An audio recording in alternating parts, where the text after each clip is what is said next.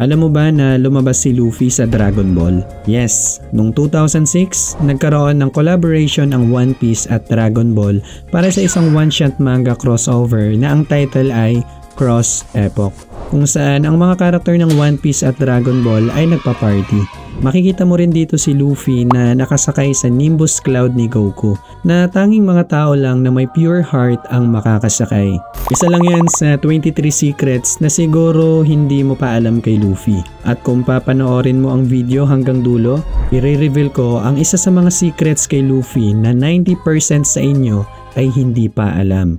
Alright, alam mo din ba na si Luffy ay inspired kay Goku? Sinabi nga ni Oda sa isang interview na fan siya ng Dragon Ball. Kaya naman, binase niya si Luffy sa main character nito na si Goku. At makikita mo talaga yung resemblance nilang dalawa. Mula sa mukha, itim na buhok, mahilig kumain, at syempre, sa kanilang similar personality. Napansin mo din ba kung bakit mahilig magbigay ng nickname si Luffy sa mga nakikilala niya? Yan ay dahil nahihirapan siyang tandaan ang mga pangalan nila. For example, ang tawag niya kay Trafalgar Law ay Tragay, at kay Marco the Phoenix naman ay Pineapple. Pero pagdating sa mga crew member ni Luffy, hindi siya gumagamit ng nickname sa kanila, kundi tinatawag niya ang kanilang tunay na pangalan as a sign of respect. Except na lang kay Chopper dahil ang tawag niya sa kanya ay emergency food. Speaking of food, alam naman natin na mahilig talagang kumain si Luffy. At hindi rin siya maarte pagdating sa pagkain. Basta makakain lang siya ng sobrang dami. Pero alam mo ba na may isang pagkain na ayaw niyang kainin? Yan ay ang cherry pie. Although hindi natin alam kung bakit ayaw niya sa cherry pie, pero sa Mactown, sinabi ni Blackbeard na ang kanyang favorite food ay cherry pie. Yan din siguro ang isa sa dahilan kung bakit sila magkaaway. Sa original version din ng One Piece, alam mo ba na iba ang original design ng Jolly Roger na ginagamit ng Straw Hat Pirates ngayon? Ang original design sana ng flag ng Straw Hat ay ganito, kung saan yung dalawang kamay ay nasa baba. Di ko ma-imagine kung naging ganito yung flag ng Straw Hat. Pero I think mas okay na to compare sa unang design na ginawa ni Luffy. Okay, pag-usapan naman natin ang voice actor ni Luffy. Dahil sa Japanese at English dub, parehas na babae ang nagvo-voice act kay Luffy. Bakit kamo? Nung kakasimula pa lang kasi gawin ang One Piece anime, nagkaroon ng malaking problema ang Toei Animation. By this time, nakapag-release na si Oda ng mahigit 100 chapters sa manga. Kaya na-realize ng Toei Animation na kung mag-hire sila ng lalaking voice actor para kay Luffy, eventually, lalalim ang boses nito dahil sa sobrang haba ng One Piece. Kaya naman, nag-decide na lang sila na mag-hire ng babaeng voice actor. Si Mayumi Tanaka para sa Japanese at si Colin Klingenberg naman para sa English dub. Ang rason ay para mapanatili ang high-pitched teenage voice ni Luffy. Ang next secret naman ay tungkol sa birthday ni Luffy.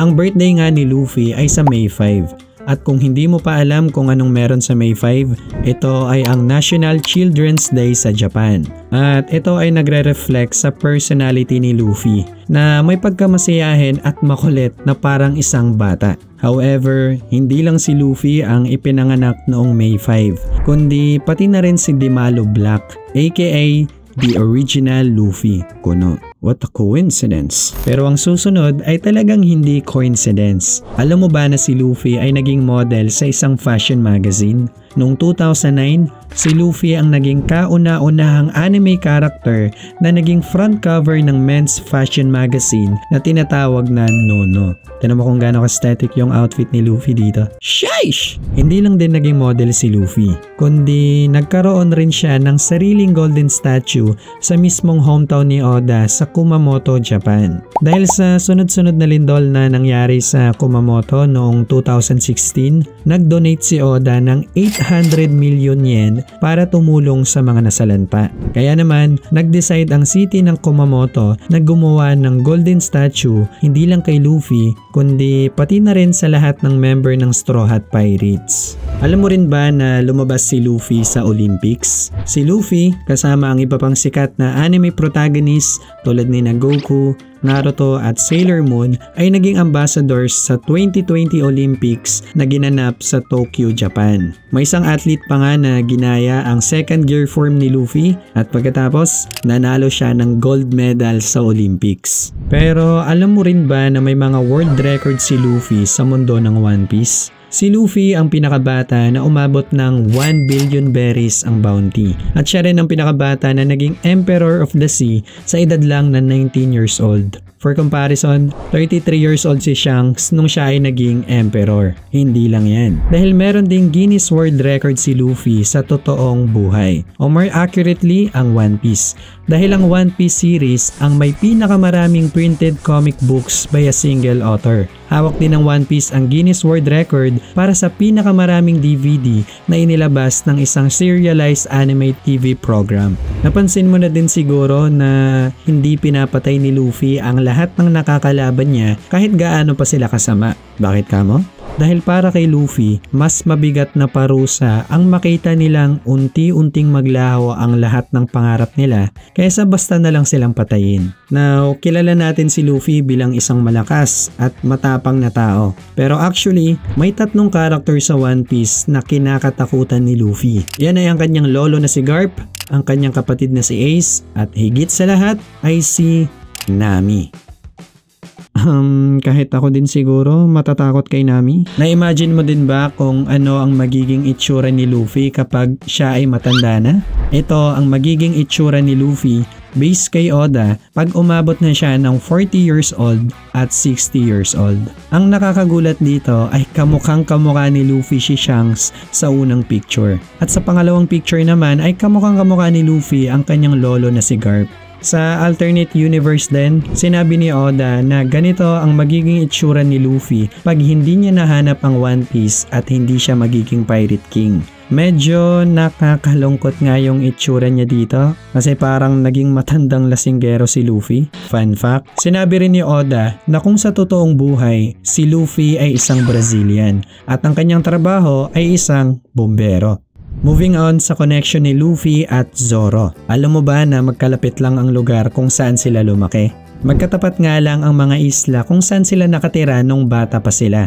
That's why sobrang bilis dumating ni Dragon mula Dawn Island papunta sa Shimotsiki Village kung saan nakatira si Zoro. Dahil sobrang lapit lang pala nito. Pero may isang nakakadiring ginawa si Luffy kay Usopp na wala gaanong nakapansin. Dahil sa chapter 604, mapapansin mo na nangungulangot si Luffy. At pagkatapos, dinikit niya ito kay Usopp. At sa susunod na mga panel, nakadikit pa rin ito sa braso ni Usopp. Ewan ko din kung anong rason bakit niya to ginawa kay Usopp. Anyways, alam mo din ba na lumabas si Luffy sa ibang mga anime? Gumawa na ako ng video nito dati na pwede niyo ding panoorin. Pero hindi ko talaga makalimutan yung time na ginaya ni Kintoki si Luffy sa scene na ito. At itong scene sa Assassination Classroom kung saan ginaya ni Koro Sensei ang Gomo Gomo no ni Luffy. Pero ang pinakapaborito ko sa lahat ay nung naglaban si Luffy at Blackbird sa Flip Top. Alright, finally. Dito na tayo sa mga secrets na marahil marami sa inyo ang hindi pa alam. Sa episode 1069, habang kinakalaban ni Luffy si Kaido, may mapapansin kang kakaiba sa scene na ito.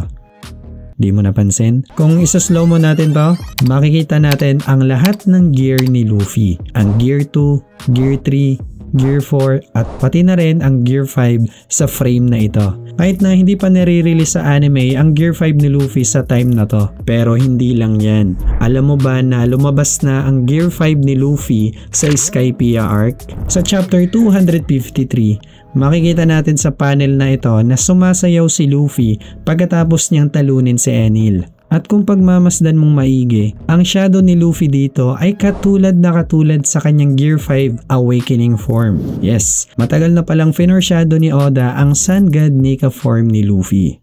Ikaw, ano bang mga secrets kay Luffy na alam mo? I-comment mo na lang yan sa baba. By the way, shoutout nga pala kay Mark Salvador.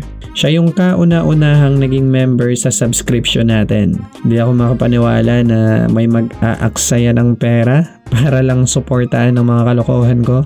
Pero yeah, maraming salamat pa rin.